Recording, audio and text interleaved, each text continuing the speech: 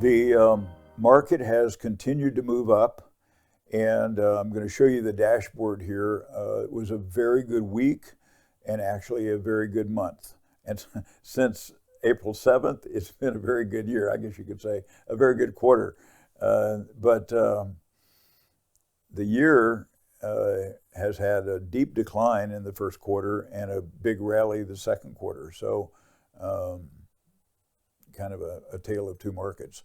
So this is our view from this past week. So the yellow box here in the center indicates the gain from each of the 6 equity indexes that I track: the Dow, S&P, NASDAQ, Russell 2000 Small Cap Index, and then the 2 foreign ETFs, EFA and EEM, indicating developed markets and underdeveloped markets. But for all of those, including the 20-year government long-term bond ETF called TLT, all of them here are green, and it's somewhat unusual. Usually you don't get all 7 of them green, but they are. So that was a good week.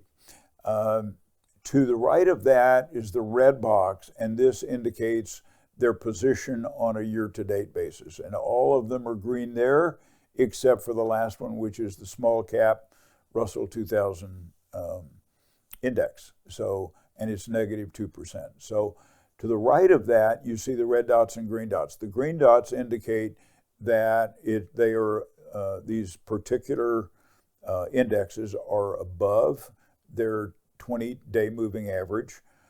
A red dot means it is below its 20-day moving average, or 20, and then 20, 50, 100, and 200. So, yeah, look, the bonds have 2 red dots. Russell 2000 has 1 red dot. Otherwise, everything is green. So, basically, it's been performing quite well.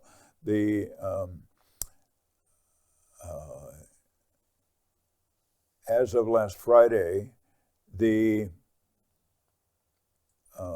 were 25 out of 28 green dots, and compared to the previous week where there were 20. Next, these are the sectors. There are 11 major sectors, and we track those on, again, the same thing, looking at it for the last week, year to date, and then red dots and green dots. As of last Friday, there were 30 out of 44 green dots compared to 31 the previous week. You can see in the yellow box, they are all positive except for 3. 2 of those are barely negative, and energy was down a lot. It was down 4%. And I'll make a comment that when you're invested in something like, say, a broad index or broad equities, I'll just use the S&P 500, for example. The S&P 500 includes everything. It's kind of, as they say, the kitchen sink. So all of these sectors are inside the S&P 500. I don't like investing in the S&P 500 because, for example, here you've got energy. Energy is weighting down the S&P 500. And, when the market goes down, something else will be waiting, trying to pull it down even more. And so and you can see on a year-to-date basis, there were 4 of the 11 that still year-to-date are negative. So I just like being with winners and the winning part of the market. And we do that with our index strategy called moderate momentum and high performance. And we do it with our sector strategy where we're shifting even more quickly into the top, always moving into the top 3. The S&P 500, this is a chart. So you can see at the very end, the move up this last couple of weeks, very strong move up. And the dip that occurred in the first quarter, you can see that at the far right, the big dip. That's about a 20% drop. And then there was one in 23, and then in 22 as well. When I put that over onto a candlestick chart, same kind of thing, except you can see the hollow candlesticks indicating that it's moving up, and then the red ones where it's moving down. This, what I did here was to just take, I wanted to take, the previous charts were weekly. So this one is a daily chart, and it's candlestick. So it shows you this year, 2025, 6 months of data, and the degree of declines that, again, with the red candlesticks.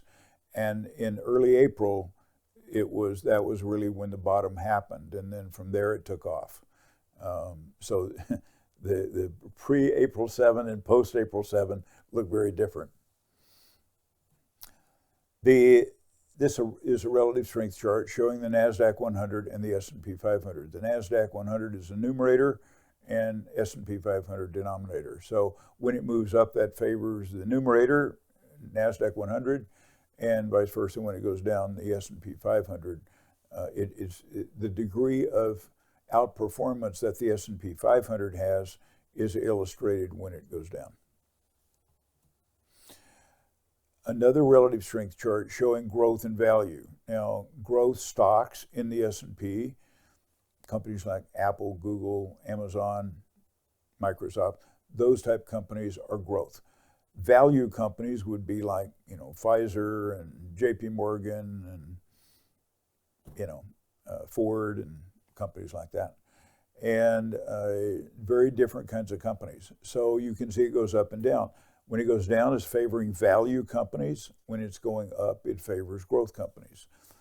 And in our index strategies, we are always trying to be in the growth, or we're trying to be in value, depending on which one is in favor at that time. So you can see the importance of and the value that we can get by shifting from one to the other. This is still relative strength showing the S&P 500 numerator and the Russell 2000 small cap index denominator. And same thing, when it's going up, it's favoring the numerator, S&P, going down, favoring the small cap, Russell 2000. And you've seen from the previous data that the Russell 2000, the small cap index, has definitely been out of favor, and that's indicated by, let's say this year, you can see the last, say, quarter of this chart, that where it goes up, and that's an indication that the large companies, like in the S&P, are outperforming small cap. Bonds, this is a 5-year chart, not relative strength, just showing the long-term government bond, the ETF TLT, and it's basically gone down a lot. It lost about half of its value in 5 years. At the very end of it, you can see that very small piece where it goes up. It has been increasing in the last month, approximately. I take this to show you a little more micro chart on it, so you can see these are weekly, this candlestick, but weekly moves up or down. What I just talked about, the move up in the long-term government bond for the last 4 weeks, 5 weeks, is illustrated by the hollow candlesticks on the far right. But the general trend is still down, and if interest rates go down, or the perception is they're going to go down, this is an indication that the price of the bonds is probably going to go up, and vice versa. If the yields are going up, that's going to tend to push the price of bonds down. The dollar, from the beginning of the year to present, has been in a continual state of decline. It was doing really well up until then. It's broken through its 20-period moving average and is basically showing weakness. What that means is that if you're spending money abroad, it doesn't, or buying foreign goods and services, the dollar tends to not go as far. And vice versa, if they, a foreign person or country, is spending money in the U.S., then it helps them if our currency is weak relative to theirs. Gold lost value this last week. You can see the dip there at the very end, but it is still in a long-term upward trend above its 20-period moving average and still considered strong.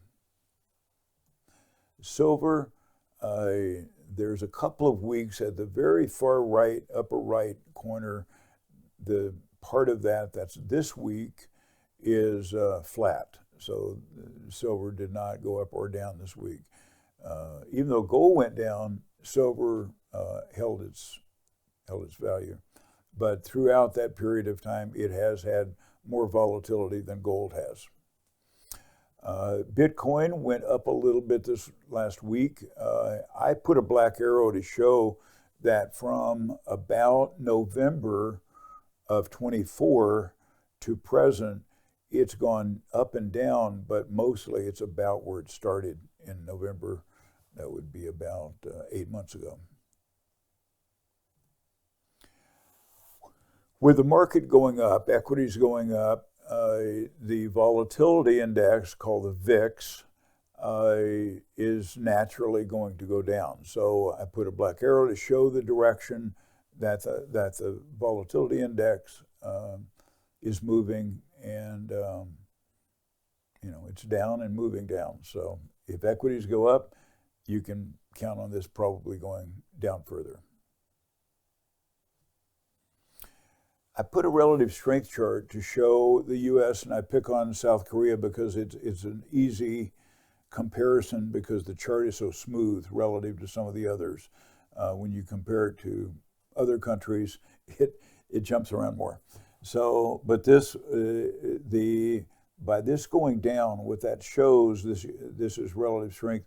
The U.S., the market, using SPY as the surrogate here, is declining, and that dip, the final dip to the very far right, is the degree to which the Korean market is going up relative to our market.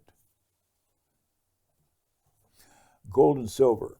As I said, gold lost some value last week at 2.8% from the previous week, and the spot price of gold is $32.88, and silver held its own, no change, and at $36.03.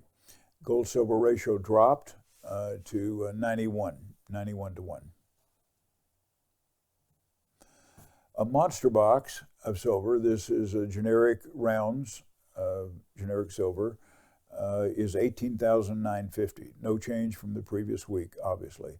And that includes a $1.87 markup over spot, and that brings the total price to $37.90. And this information is from my son, Preston.